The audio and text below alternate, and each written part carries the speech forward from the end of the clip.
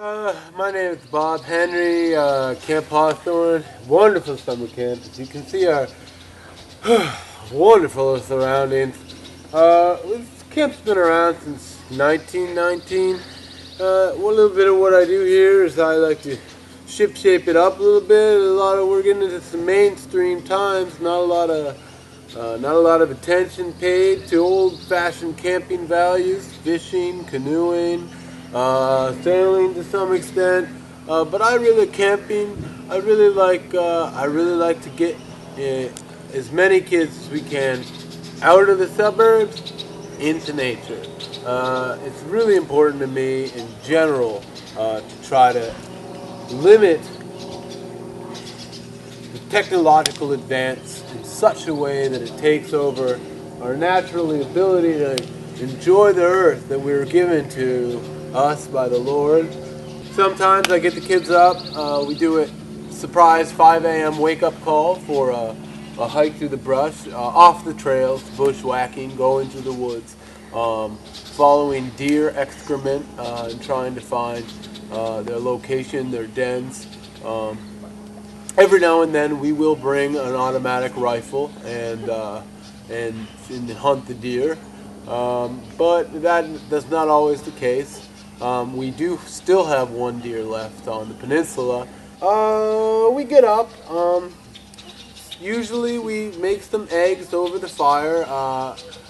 We've been mastering a technique over the years of putting an egg onto a stick to be kicked over the campfire. Not as easy as it sounds.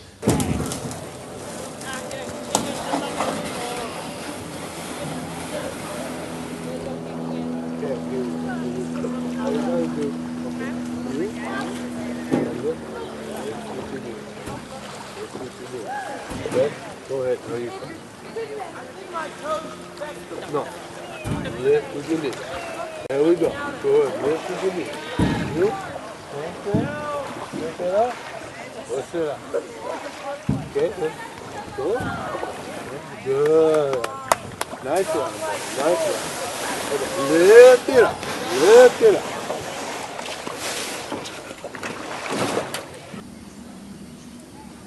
There was a boy here by the name of Timmy Matherson, and he came in, and one of the things that we had the campers do is it's something we had never done before and we haven't done since. We blockaded the camp gates when the parents got here with their kids, and we had some counselors up there, and he said, well, we would like to ask the kids to hike their own stuff. We'd like for cars not to enter into the camp premises. And so they hiked down and they hiked in, and it was getting late. By the time that they got all their stuff, it was near 6 o'clock. We were asking where dinner is, and we said, well, it's that, I guess that's up to you. Where is dinner? You're in the woods. Where is dinner? When is dinner in nature? And the answer is, it is when you can hunt and kill an animal and cook it. You know, in the worst case scenario, they're not going to starve to death on one night. We had our eggs over the campfire the next morning for them. But there was one boy, Timmy Matherson, who needed to start a fire in order to get this going. He had made a small group. They had banded into small groups, little militias, and they had 8 chipmunks, and they had skewered them on a stick, and they were ready to shish kebab them over a fire. But Timmy Matherson's job was to get a fire started. Well, he tried, and he kept trying, and he was getting really frustrated. And beyond being really frustrated, there was definitely some blistering starting to take place in his hands. But after a few hours, that spark started. And I thought that spark not only glint on the wood, but I saw a spark glint in his eye as well. Timmy Matherson had done some pretty heavy damage to his hands that first night making that fire, and he needed to go to the emergency room. And his parents picked him up right from there. We didn't see Timmy Matherson again, but he got that fire started. and his group got it raging. And Timmy Matheson, I don't know where he is or what he's doing or if the feeling has gotten back to his hands, but I know that he understands what goes into a meal and what it was like in the New Stone Age when they first started having communities and villages and hunting and working together to make meat. What's up, girls? What's up? What's going on? What's the problem? The wood is wet. So? I'm sorry, does it not rain in primitive society? Does wood not get wet in primitive society? Or maybe you think that have we evolved such that we don't have the biological necessity to eat? Because I'll tell you what, ladies, this is your dinner tonight. This dinner tonight depends on you making this fire. Is that clear?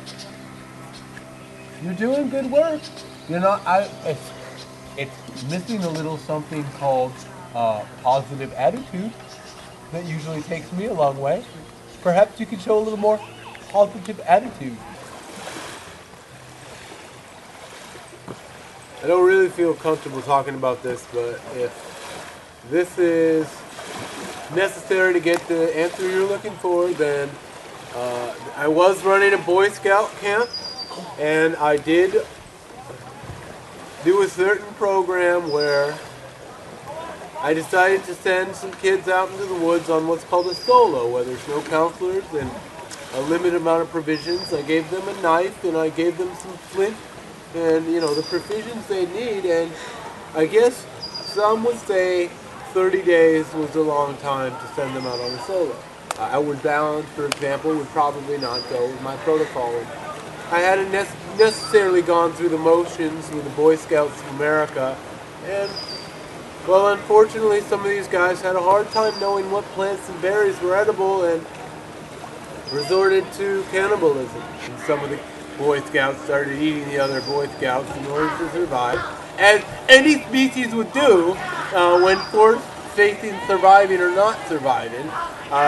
So that was the end of my relationship with the Boy Scouts of America. And, well, it was a few years there before I was able to find a new location with the last Camp Hawthorne was going belly under. It had been out of business for a couple years, and I found a place where I could start my dream up again. And here we are. And it's glorious, and it's wonderful, and it's anything I do. I miss the Boy Scouts, though. You know where you're supposed to be. Go on. Go on. Go. Ed, what are you guys doing? Ed, you guys, you are supposed to be nature time. It is nature period. Okay? Go out and enjoy nature. Go. Yeah, you can go on the nature period. Come on. Come on. Come on. Come on. What are you talking about? Go to the wall. Go to the wall.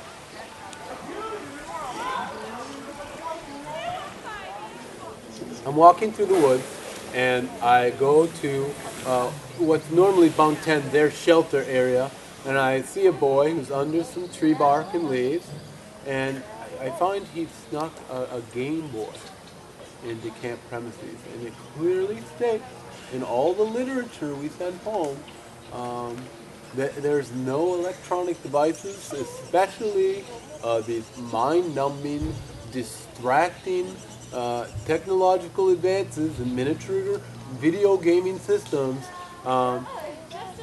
He's got it out, and, well, I may have gone a little over the top. I pulled it out, and it was Skate or Die 2 was the game he was playing. Skate or Die 2. And I said something about skate this or die this or something, and I put the game on the ground and I urinated on it. And after that, I just took his gaming system and I have a metal plate in my head from the war, and it doesn't hurt too much, but I took the Game Boy and I smashed it several times on my metal plate until the screen was good and cracked, and I'm pretty sure any of the chips or electronics inside were no longer functioning. And I think I said something like "in your face" to the boy and maybe spit. a little bit while I was young, and later I had my assistant director apologize for me, but perhaps that was an overreaction. I do run Camp Hawthorne, but I'd like to also speak a little bit about some other groups involved in Fish and Game. I am a board of directors of the Maine State Fish and Game, the National Camping Association. I have strict involvement with that.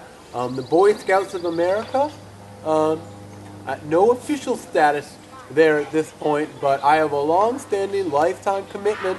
Eagle Scout.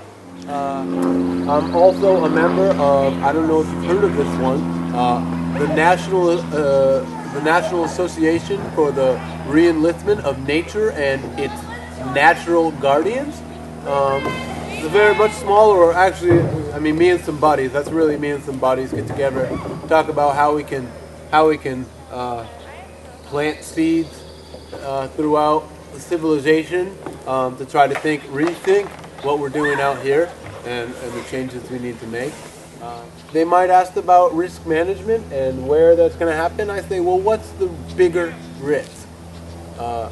Having kids out in the woods, with no necessarily predictable outcome, or having youth that can't take care of themselves in nature. And this is part of my plan to a slow move back in time, where we get back to those roots. And I think this is my future.